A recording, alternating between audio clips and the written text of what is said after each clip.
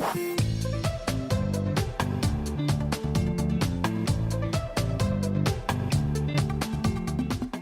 what's up, everybody? Steve Schwartz here from LSAT Unplugged, joining you today to share my favorite LSAT test date in 2023. Before I get into it, a little bit about LSAT Unplugged. We offer live online classes via Zoom, on-demand video courses, small group coaching, and one-on-one coaching. Check out the links below this video to find out more and to book a call with me and my team. We'd love to help you out. We also put together a free, easy LSAT cheat sheet for you to kickstart your LSAT studying. Link below this video to get your copy. Now, my favorite LSAT test date for this year. There are, of course, a number of LSAT test dates available each year. The LSAT is offered nearly every single month. We've already had, of course, most recently, the April LSAT. We've got the June LSAT coming up, then August, September, October, and November. As I've already shared in my video titled The April LSAT Doesn't Make Sense, I don't really think the April LSAT makes sense for a couple of key reasons. One is that it's too late in the cycle finishing up, and it's also quite early in the cycle that has not yet started. You could give yourself another 2 months and take the LSAT in June instead, or you could give yourself another 4 months and take it, of course, in August. The June LSAT this year is a bit strange because it's the last one that will ever be administered by ProctorU, and it's also the last ever LSAT administration that only gives you the option to take it online. Starting with the August LSAT, you will have the option to take the LSAT either online or in person, and both administrations, whether online or in person, will be carried out by Prometric rather than ProctorU. ProctorU has had a number of issues over the past couple of years since the beginning of the pandemic, and it's highly likely that this is the reason why LSAC has canceled their contract with ProctorU and switched over to Prometric going forward. And so the April LSAT doesn't make sense due to its timing.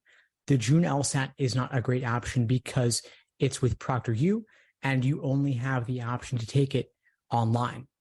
The August LSAT is a pretty good choice because you have Prometric rather than ProctorU, and you also have the option to take it either online or in person.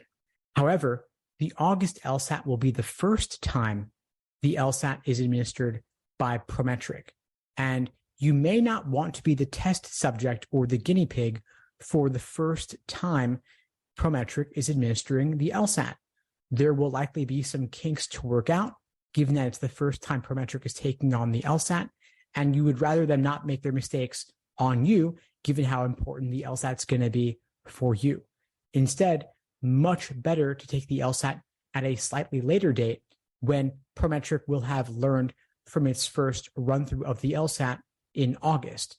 So for that reason, I actually believe the September LSAT is the best time to take it this year because the September LSAT is quite early in the cycle, and Prometric will have already worked out the kinks with both the online and in-person LSAT administrations in August. You could, of course, take it in October or November instead, slightly later in the cycle. Of course, always better to apply earlier when possible. October and November are still perfectly early, but September is just a little bit earlier, and why not aim for September? And then you've got both October and November as backups in case you need them. Even January and February are not too late in the cycle, but better to apply earlier than later if you can. And as I'm recording this video in April 2023, you've got plenty of time to prepare for and take the LSAT by September this fall, especially if you've got plenty of time to study over the summer. And by the way, if you are in that fortunate position where you will be studying for the LSAT over the summer, you are setting yourself up for a killer LSAT score this fall. And by the way, if you'll be studying for the LSAT this summer and you're aiming for a 170 plus LSAT score in the fall, I'd love to hear from you. I'm looking for a couple of students to join my private intensive one-on-one coaching program, but I do have a couple of criteria that I'm looking for you to meet. First off, I'm looking for you to have been studying for the LSAT for at least 3 months. I'm looking for you to have built a strong foundation in the basics of the LSAT, the different sections, and the different question types. And finally, I'm looking for you to have achieved a score of 160 or above on at least one timed practice test.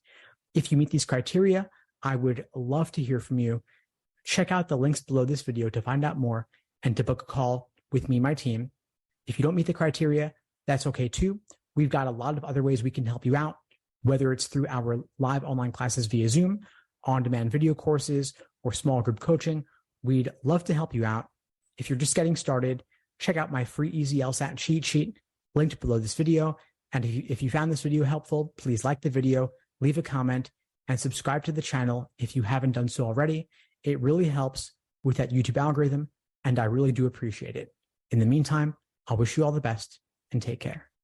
Thanks for tuning into the show. Please subscribe if you haven't done so already to be notified of new episodes as I release them.